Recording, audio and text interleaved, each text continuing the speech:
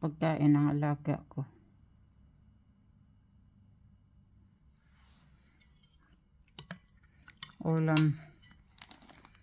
Ulam namin for today.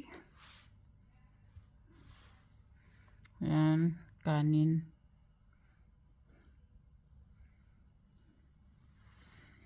Papakain ako ng lunch ng alaga ko. Kung anong oras kami nagdigising, yun yung una namin kain, breakfast. Pagka yung mga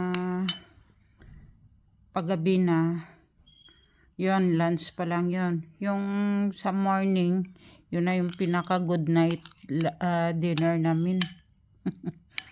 Baliktad kasi sa araw kami natutulog, sa gabi ginagawa naming araw. Tsaka hindi ako makapag-ano sa inyo guys, pasensya na, lalo na sa mga team Hinayupak. Alam ko na nag-ano kayo sa akin, pero wala akong magagawa. Sa araw talaga, pag isibol ng araw, natutulog na kami talaga. Minsan alas 8 na hindi ako makatulog kasi gusto ko sana yung sa gabi na lang kami matutulog, pero wala akong magawa guys. Di rin kaya ng mata ko. Kaya minsan natutulugan ko. Gusto ko man din mag-ano sa inyo, pero ayan guys, nagre-replay naman ako guys. Wala namang problema doon. Ang importante, piniplay ko yung ano nyo. Hindi lang kay isang beses, 2 beses. Ayan, pagka may ano talaga ako, piniplay ko ulit. Para bawi ba. Ayan o. Pagkain ng alaga ko. Tsaka yan. Kakain din ako guys, pero unahin ko muna yung alaga ko. Yan ang ulam namin for today. Maraglaham. Yan. Ayan guys. Ayan guys. Ito na guys, kakain na ako guys.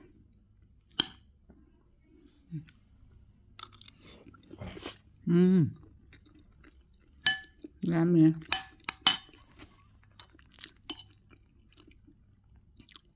Sobrang asim.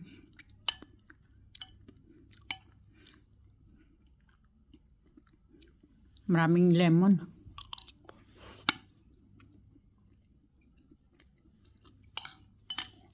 Kasi nilaga ko pa siya. Alam nyo guys, nakalimutan ko ito. Nakalimutan ko siya. Ininit ko lang.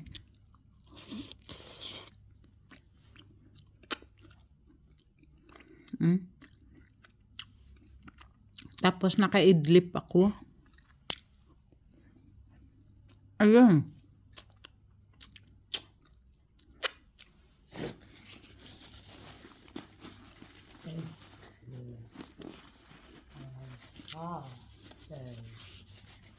Parang ginising ako guys na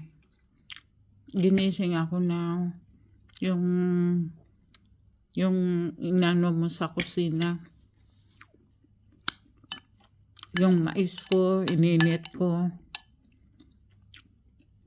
Ito guys, yung sabaw ng mais. Hindi ko na nainom kasi kumain na ako.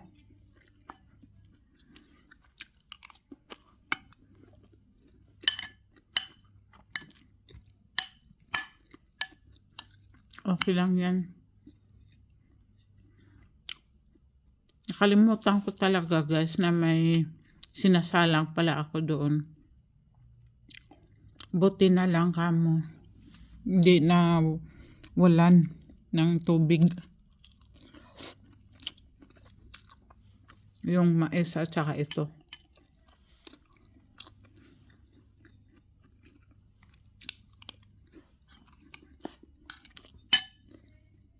Ito yung maraglaham.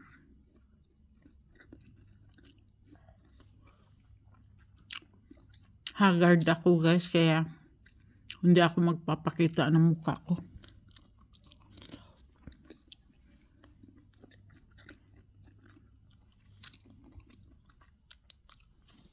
Nakatulog naman ako pero 3 hours lang.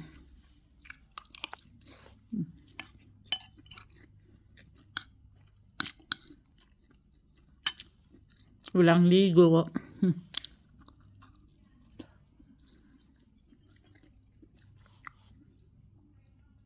Sarap kumain, guys. Ito naman na sobrang kalemon. Yung alaga ako tapos na.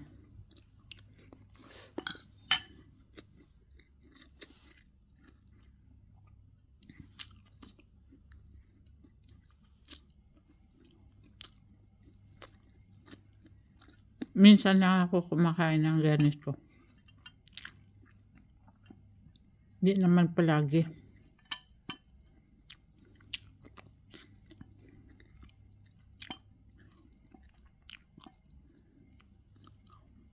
Minsan tinatago ng kasamahan ko dito yung pagkain pagka Biyernes.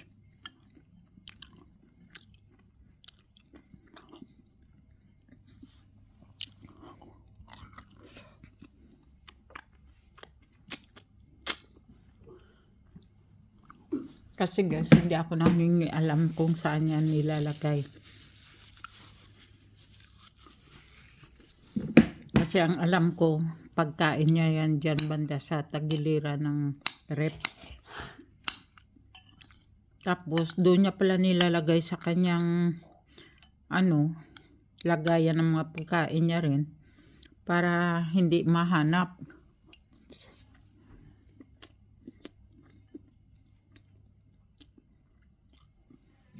Kasi baon-baonin niya. Naghahanap ako, wala. Kaya yun.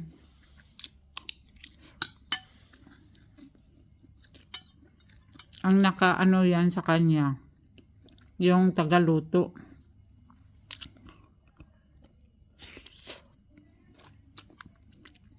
Kasi pagka tinatanong yung katulong dito,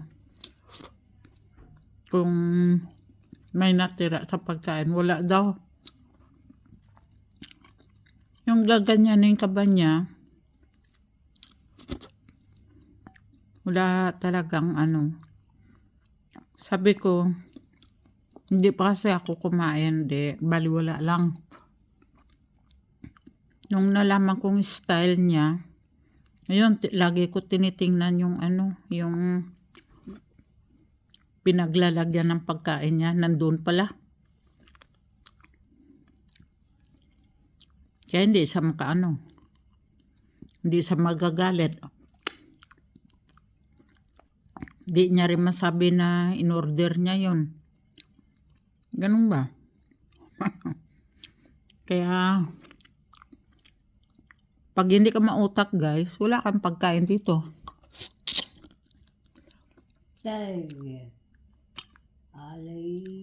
Kaya, thank you.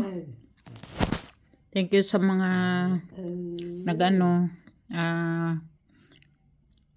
nanonood. Thank you for watching guys.